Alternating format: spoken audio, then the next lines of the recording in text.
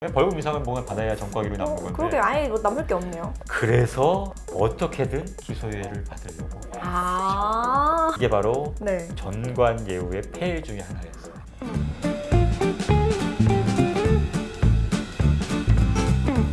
안녕하세요. 신신당부의 신유관 변호사입니다. 안녕하세요. 신신당부의 질문 요정 이가은입니다. 가은 씨, 얼마 전에 이런 뉴스가 있었어요. 네. 그 마트 자율 포장대 위에 놓인 사과 한 봉지를 무심코 가져왔다는 이유로 검찰이 이제 기소유예 처분한 게 있었거든요. 그게 잘못이라는 헌법재판소 결정이 나온 건데요. 그럼 오늘 이 사건을 다루려고 하는 것은 아니고 네네네. 기소유예를 포함한 소위 말하는 유예 3종 세트. 아, 저 그거 너무 어려운 것 같아요. 이게 뭐냐면 기소유예, 선고유예, 집행유예까지거든요. 네네. 요 세 가지를 자세히 알아보는 시간 갖도록 하겠습니다. 네, 저도 이렇게 헷갈리는 그런 유예 3종 세트를 오늘 좀 잘 배우고 싶어요. 예. 여러분께도 도움이 되었으면 좋겠습니다. 예. 네, 여러분 구독, 좋아요, 댓글은 신신당부에 아주 큰 힘이 됩니다. 아직까지 구독하기 누르지 않으신 분들은 지금 바로 눌러주세요. 예. 신신당부는 소통하는 방송인 거 다 알고 계시죠? 여러분의 법적인 궁금증, 방송에 대한 칭찬, 평가 등 그 어떤 내용이라도 좋습니다. 댓글도 많이 남겨주세요. 네, 변호사님, 유예 3종 세트를 알아보기 전에 이제 먼저 알려주실 내용이 있으시다고요? 형이라고 무슨 형을 받았다 이렇게 얘기하는 거예요. 집행유예형을 받았다. 네네네. 이런 얘기 한단 말이에요. 그러면 형이라는 게 형이 뭐냐? 그쵸? 형의 종류가 뭐가 있냐? 이거부터 좀 알아봐야 되거든요. 네네네. 우리 형법에 규정된 형의 종류는 9가지예요. 사형, 징역, 징역, 무기징역과 유기징역이 나눠지겠죠. 네. 금고, 자격상실, 자격정지, 벌금, 구류, 과료, 몰수. 금고나 징역은 이게 1개월 이상 30년 이하예요. 그 사이를 이제 말하는 거고. 네. 근데 가중하는 때는 50년까지. 그러니까 길게. 징역형은 50년까지 우리가. 그 이상은 무기징역이나 아니면 사형이 되겠죠. 징역하고 금고 차이가 이제 일을 하냐 안 하냐 차이죠. 오, 그 예전에 예, 맞아요. 그거에 바로 노역을 하게 되냐 안 하게 되냐 그 차이고요. 그 벌금은 5만 원 이상을 벌금이라고 하고 네. 5만 원 미만은 뭐라고 하냐면 과료예요. 과료는 사실 과료는 처음 그러니까 들어봤어요. 벌금보다 작은 금액을 이제 과료라고 하는데 그걸 2천 원 이상 5만 원 미만을 얘기하는 과료가 이게 어떨 때 나와요? 경범죄. 경범죄? 노상방뇨나 뭐 이런 것들 살고 있잖아요. 그게 벌금이 아니구나. 벌금을 하니까 5만 원이 안 되는 경우에는 과료라고 부른단 말이에요. 그 다음에 징역이 1개월 이상이라고 그랬잖아요. 네. 금고나 1개월 미만은 뭐냐? 구류. 그것도 마찬가지로 갇혀 있는 건 맞아요. 네. 근데 이게 30일 미만을 구류라고 해요. 이것도 마찬가지 경범죄의 경우에 구류를 하는 경우가 있어요. 그래서 이렇게 나눠지고요. 네. 아까 말했던 그 유예 3종 세트, 그러니까 기소유예, 선고유예, 집행유예 등 유예는 형은 아니에요. 사형이나 징역에 이게 해당되는 건 아니고, 근데 마치 이게 형인 것처럼 많이 얘기를 한단 말이에요. 그쵸. 그래서 요거를 좀 이건 형이 아니다. 그래서 집행유예형 이건 말이 안 되는 거예요, 사실은.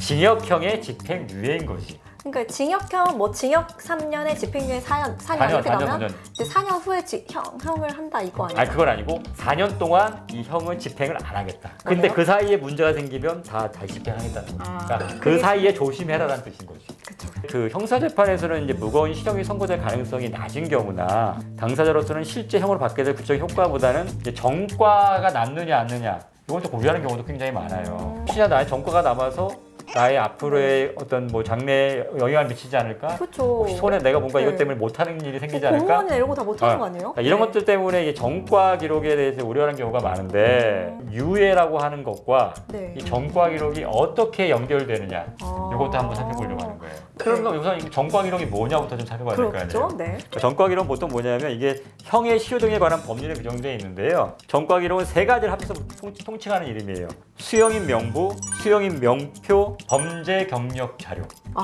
이 세 가지 네. 합쳐서 정과 기록이라고 하는데 이 수형인 명부는 뭐냐면 벌금은 해당이 없고요. 자격정지 이상의 형을 받은 수형인을 기재한 명부예요. 네. 보통 자격정지 잘 안 하니까 금고나 징역 이상을 받은 거. 음. 이런 걸 기재한 명부인데 이제 검찰청에서 관리하는 게 수형인 명부고 네. 뭐 왜냐면 면사무소나 구청이나 읍면 이런 데서 관리하는 거는 수형인 명표예요.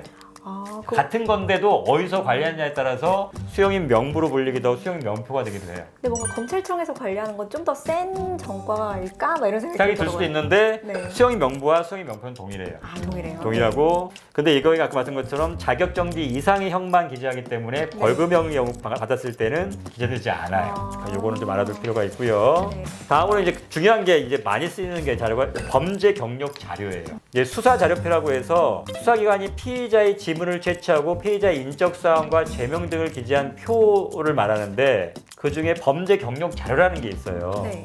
이 범죄 경력 자료는 수사 자료표 중에서 벌금 이상의 형의 선고 혹은 면제, 선고유예 사실, 보호감호 처분, 그다음에 선고유예 실효, 집행유예 취소, 몰수 및 추징, 사회봉사 및 수감명령 등을 기재한 선고를 말해요. 그러니까 좀 더 넓죠, 범위가. 네네네. 그러니까 아까 말한 그 수형인 명부나 명토는 자격정지 이상이었는데 네. 이 범죄 경력 자료는 벌금 이상을 다 기재하게 돼요. 그 기소유예랑 선고유예 또 집행유예는 또 어떻게 구체적으로 다른지 예. 궁금하더라고요. 이게 오늘 핵심이니까 네. 자세히 설명을 드릴게요. 네. 우선 주체가 달라요. 그러니까 기소유예는 검사가 하는 거예요. 네, 검사가 하는 거예요. 네. 그다음에 선고유예와 집행유예는 법원? 법원에서 판- 판사가 판사가 하는 거예요. 거. 네. 기소유예 뭐냐면 일종의 불기소, 그러니까 기소하지 않겠다는 처분 중에 하나인데 불기소하면서 기소유예하면서 이제 사건 자체가 끝나는 거예요. 그러니까 수사를 종결시키는 효력이 있는데, 그러니까 혐의가 충분히 인정은 돼. 그러니까 무죄라는 게 아니고 무혐의라는 게 아니라 그러니까 혐의는 인정이 되는데 네. 여러 가지 참작할 수 요소가 있어요. 그러니까 뭐 예를 들면 뭐 나이라든가 뭐 전과라든가 아니면 뭐 범죄 수법이라든가 뭐 이런 걸 고려했을 때 네. 뭐 한 번은 기회를 준다라는 차원에서 기소를 하지 않고 미뤄두는 거예요. 이거를 바로 기소유예라고 하는데 네. 보통의 경우에는 아주 경미한 범죄, 폭행이나 뭐 이 정도의 아주 경미한 범죄, 그 다음에 초범인 경우, 단전과가 없는 경우, 네네네. 그 다음에 자백하고 있는데 다 인정해 범죄를. 그 다음에 가능하면 피해자와 합의도 돼. 오. 이런 경우에 기소유예가 되는 거죠. 근데 이거는 뭐냐면 우리가 그때 한번 얘기했을 것 같은데 검사의 권한이 두 가지가 있어요. 기소 독점. 그러니까 맞아요. 기소는 네. 검사만 할 수 있고, 그래서 기소 편의주의라고 해서 기소할지 말지는 검사가 결정하는 거예요. 그러니까 죄가 있더라도 혐의가 있더라도 기소 안 할 수도 있는 거예요. 이게 바로 그 기소유예죠. 네네네. 이 권한이 있단 말이에요. 근데 이게 검사의 재량, 이걸 단지 미뤄둔 거라고 그랬잖아 아까. 네. 언제든지 다시 기소할 수도 있어요. 그럼 그 기한이 또 있어요? 그건 아닌데, 근데 법리적으로는 그런데 실제로 기소하는 경우는 잘 없어요. 법률적으로 가능하다는 거예요. 막 집행유예 같은 경우도 뭐 징역 몇 년에 집행유예 몇 년 이랬잖아요. 예, 예. 그 앞에 기소유예도 몇 년 붙나 했어요. 아니 그런 건 없어요. 대신 기소하지 않았다고 그랬죠 아까. 네. 그러니까 당연히 정과가 남을 게 없죠. 그냥 벌금 이상을 보면 받아야 정과 기록이 남는 건데. 그러게 아예 뭐 남을 게 없네요. 그래서 어떻게든 기소유예를 받으려고. 그렇구나. 그래서 예전에 이게 바로 네. 전관예우의 폐해 중에 하나였어요. 어떻게 해요? 그러려면 검사 출신의 변호사를 선임해서 좀 아는 사람에게 에이 좀 있잖아 한 번만 봐줘 이렇게 악용되기도 했다는 거예요. 생각 못 해봤어요. 근데 이게 원래는 근데 경미한 범죄의 경우에 바로 범죄자를 만드는 것보다는 한 번의 기회를 주겠다는 차원에서 인정된 거긴 하지만 잘못하면 악용될 수도 있다는 거예요.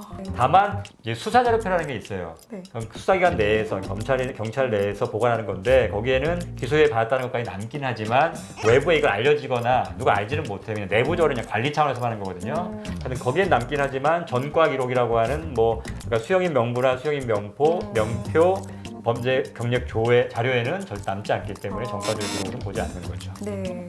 그다음에 다음으로 볼 게 이제 집행유예. 집행유예 제일 많이 들어봤어요. 뭐만 하면 집행유예. 그러니까 이거 너무한 거. 집행유예 천국이라고 네, 해요. 집행유예 청구. 아니 그다음에 옛날에 같은 그 재벌 같은 경우에는 무조건 징역 3년에 집행유예 5년 공식이었어요. 공식. 물론 최근에는 뭐 그게 좀 깨지긴 하긴 네. 했지만 거의 공식. 대부분의 그 재벌들이 다 재벌 형들이 그렇게 받았거든요. 근데 집행유예가 그냥 무죄입니다라는 말과 아, 똑같아요. 거의랑이 걸 정도로 네. 그리고 집행 안 했다는 거의 뭐 그러니까 처벌 안 거나 안 받은 거랑 똑같은 거 아니냐고 네네네. 얘기할 정도로. 그러니까 어떤 경우 집행유예 할 수 있냐면 3년 이하의 징역이나 금고 또는 500만 원 이하의 벌금을 선고할 경우에 아까 말한 것처럼 여러 가지 참적 사정들을 고려해서 1년 이상 5년 이하의 기간 동안 형의 집행을 유예하는 게 바로 집행유예예요. 네. 그러니까 만약에 선고를 만약에 3년 이상 하면 집행유예 못 해요.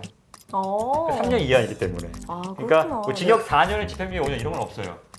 3년 이하이기 때문에. 3년 이하만 가는 거네요. 그래서 일부러 그래서 감경을 해가지고 3년을 맞추려고 했죠. 그래서 일부러 3년 맞추는 거죠. 이건 또 생각 못 그러니까 해봤네요. 5년에 해야 되는데 한 번 감경하면 2년 6월까지 내려가니까 3년에 5년에 맞추는 거예요. 그래서 감경이 그래서 막 심신미약 감경도 하고 막 이렇게 하는 이유가 3년을 맞춰야 되니까 집행유예 가능해야 되니까. 그래서 아까 말한 것처럼 여기서 고려하는 사항이라는 게 범인의 연령이나 성행, 지능과 환경, 피해자에 대한 관계, 범행의 동기, 수단과 결과, 범행 후의 정황 이런 것들을 고려하게 돼 있어 법에. 네. 이걸 고려해가지고 그래 한번 집행을 유예할 만한 게 있느냐 봐서 그런 게 있다고 하면 이제 형을 집행을 유예해 주는 거죠.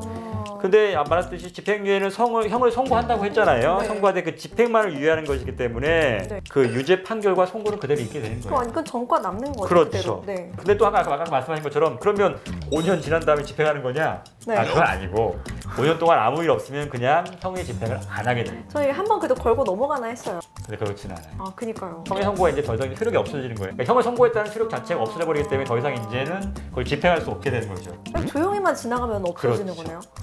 집행유예가 우리 보통 무죄다, 거의 뭐 처벌 안 받는 거다 이렇게 생각하잖아요. 네. 물론 아무 일도 안 저지르려면 그렇게 맞아요. 그쵸. 아무 일도 안 저지르고. 그런데 사람이 살다 보면 뭐 꼭 자기 마음대로 되는 건 아니잖아요. 그쵸. 만약에 잘못해가지고 어떤 고의를 어떤 범죄를 저질렀다, 앞에 받았던 집행유예가 실효가 돼가지고 네. 앞에 예를 들면 3년이 5년이라고 그랬잖아요. 3년이 살아나요.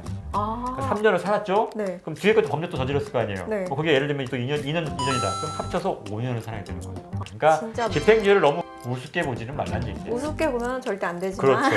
근데 네. 우습게 보게 만들어놨으니까 문제긴 한데. 그쵸. 네. 아. 재벌 총수들에게 막 남발하고 좀 있는 유전무죄, 무전유죄처럼 네. 막 믿는 사람들한테 너무 남발하다 보니까 너무 의미가 변질됐어요. 그래 맞아요.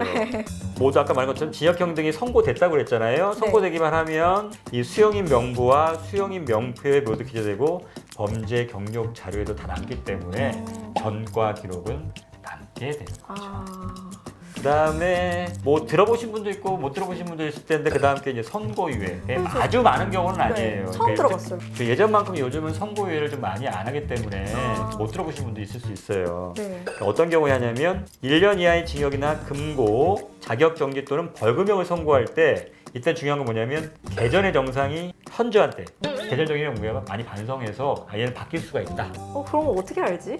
그게 문제긴 해요. 네. 판사가 무슨 뭐 관심법으로 하는 거야? 뭐 하는 거야? 뭐 이런 그냥 얘기할 수 어떻게 알지? 있어요. 그러니까 네. 이것도 사실 악용될 문제가 있죠. 그쵸. 그래서 그 현저한 때라고 할 때 그 선고를 미룰 수 있도록 규정이 되어 있거든요. 네. 다만 이게 자격정지 이상의 형을 받은 전과가 있는 사람은 안 돼요. 성과가 없는 초범의 경우에 인정이 되는데 이 형을 병고할 경우에도 형이 전부 또는 일부에 대해 선고유예가 가능하고요. 다만 이 선고유예는 형을 선고하되 집행만을 유예하는 집행유예와는 달리 선고 자체를 안 하는 거예요. 그래서 주문에 보면 형의 선고를 유예한다만 돼 있어요. 그러니까 어떤 형을 유예하는지를 몰라요. 그건 내용에 판결문이 이유에 써 있어요. 예를 들면 유예할 형 벌금 100만 원. 그러니까 벌금 100만 원을 유예한다는 거예요. 그 대신 앞에다 주문에는 벌금 100만 원을 유예한다 이렇게 안 써 있어요. 그냥 형의 선고를 유예한다 이렇게만 돼 있단 말이에요. 형의 선고 유예했구나. 그래서 뭐 이때 기간만 아무런 문제 없이 지나가면 이게 아무것도 없던 거랑 똑같이 돼버려요. 형의 선고가 왜 근데 중요하냐면 네. 우리가 보통 이 성범죄 같은 경우에 여러 가지 부처분이 많이 들어가요. 그러니까 신사정보 등록에다가 그 다음에 뭐 취업 제한에다가 뭐 여러 가지들 많이 따라붙는단 말이에요. 네. 근데 형의 선고 같은 경우에는 2년이 지나면 이 실효가 형이 면소가 된 것으로 보기 때문에 신사정보 등록 같은 것도 최하가 5년이에요. 근데 2년 지나면 면소가 된다고 했잖아요. 그렇기 때문에 형 소송 절차가 없어져 버린 거라서 그때부터는 2년이 지나면 안 해도 돼요. 등록을. 그래서 어떻게든 선고 유예를 받으려고 많이 한다. 기간이 그만큼 단축되기 때문에. 약간 기소유예는 검사가 하는 거, 선고유예는 법원이 하는 거. 그렇죠. 약간 근데 내용은 똑같아 보여요. 약간 그러니까 네네. 그거는 맞는 게 뭐냐면 네. 그러니까 각 단계에서 가장 유리한 거예요. 죄를 안 저질렀다면 무죄나 무혐의가 제일 좋은 거잖아요. 네네네. 근데 내가 죄를 진 건 인정해.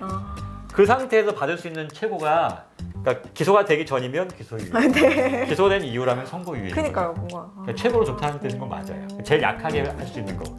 어떻게든 이걸 받으려고 하는데 이게 지금 사실은 아까 말한 것처럼 개전의 정이 현저할 때가 언제야. 그 다음에 뭐 정론 참작한다는데 그 참작이 사유가 되는 거야 안 되는 거야.